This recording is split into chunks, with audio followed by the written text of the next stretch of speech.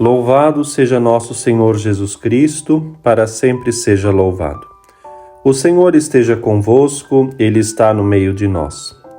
Proclamação do Evangelho de Jesus Cristo segundo Lucas. Glória a vós, Senhor.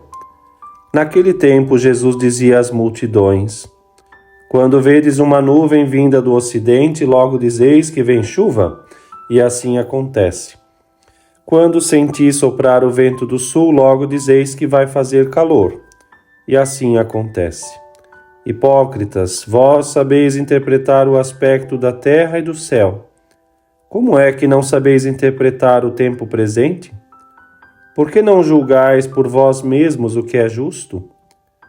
Quando, pois, tu vais com o teu adversário apresentar-te diante do magistrado, procura resolver o caso com ele, enquanto estais a caminho.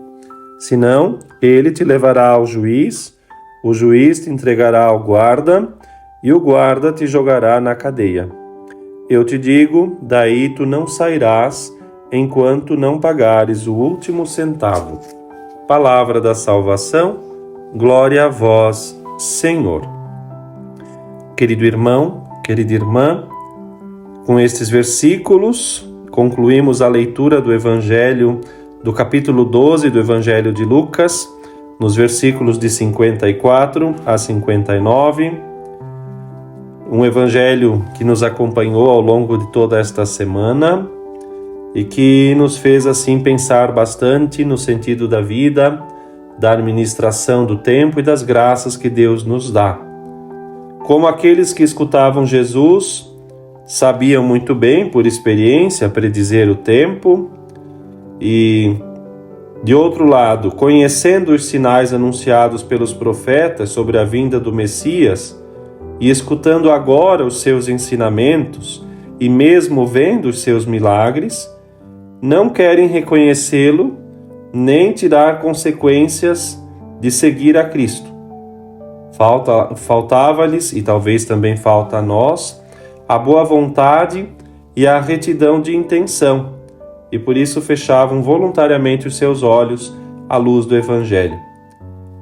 Essa exposição que Nosso Senhor aqui faz, nesses poucos versículos, tem muito a ver com os nossos dias, porque afinal há um ateísmo, uma descrença, uma indiferença em meio a tantos ambientes onde as pessoas preferem voluntariamente expulsar Deus do seu coração, evitar o problema da religião e não seguindo assim a consciência como caminho para encontrar Deus.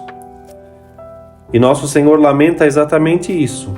Faltava-lhes a boa vontade e a retidão da intenção, e fechavam os olhos à luz do Evangelho.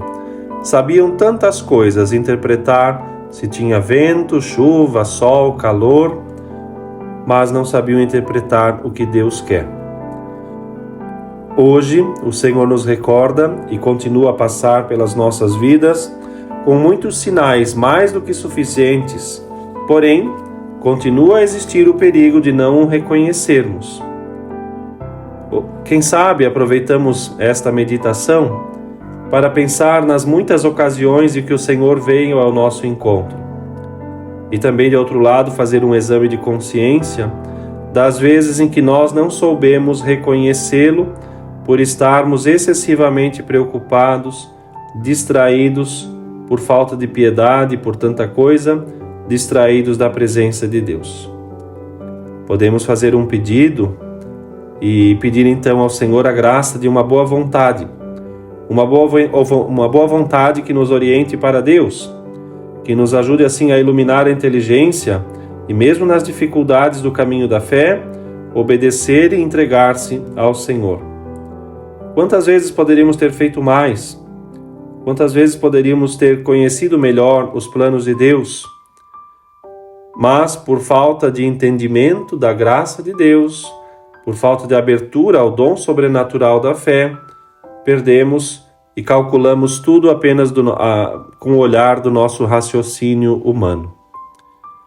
Que tenhamos então essa disposição moral da boa vontade e, para bem discerni-la, Quem sabe limpar melhor o nosso coração, pedir mais humildade, ter reta intenção e assim, diante dos fatos, mesmo diante das dificuldades maiores, nunca, jamais rejeitar as exigências da vontade divina. Santo Agostinho, grande santo e doutor da Igreja, conta muito bem a sua experiência enquanto estava longe do Senhor, e numa ocasião assim escrevia: eu estava totalmente vazio de tudo que fosse espiritual e sentia-me sem apetite algum pelos alimentos incorruptíveis, não por estar saciado, evidentemente, mas porque, quanto mais vazio, menos desejava o amor verdadeiro. É grande e muito sábio o que ele diz. Às vezes não desejamos mais o amor verdadeiro porque estamos apenas mendigando os amores do mundo.